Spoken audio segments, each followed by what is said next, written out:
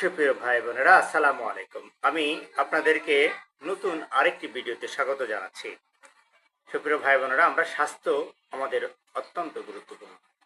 আমরা জেনে নেই যে কি করে আমরা একটি খাবার থেকে সুস্থ থাকতে পারি।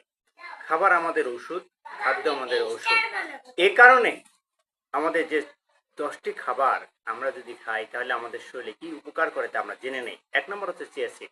এটি হচ্ছে ফাইবার এবং ওমেগা 3 যুক্ত একটি খাবার। দীর্ঘক্ষণ পেট ভরে রাখবে, ওজন কমাতে সাহায্য করবে। 2 নম্বর হচ্ছে তেঁতুল, হজমে সাহায্য করে, অ্যান্টি অক্সিডেন্ট যুক্ত সমৃদ্ধ একটি খাবার।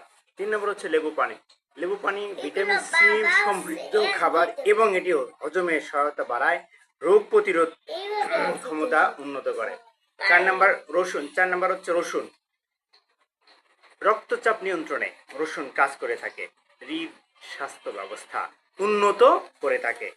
5 নম্বর হচ্ছে পেঁয়াজ, অ্যান্টিঅক্সিডেন্ট যুক্ত খাবার, রোগ প্রতিরোধ ক্ষমতা বাড়ায়। অ্যান্টিঅক্সিডেন্ট যুক্ত খাবার রোগ প্রতিরোধ ক্ষমতা বাড়ায়।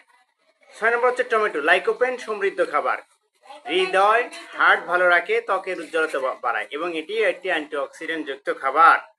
5 নম্বর হচ্ছে আম, ভিটামিন এ এবং সি সমৃদ্ধ খাবার, আমাদের এটি হজমে সহায়তা করে থাকে। 8 নম্বর হচ্ছে চা। চা হচ্ছে সর্দি কাশি উপশম, বমি বমি ভাব কমায়। 9 হচ্ছে শসা।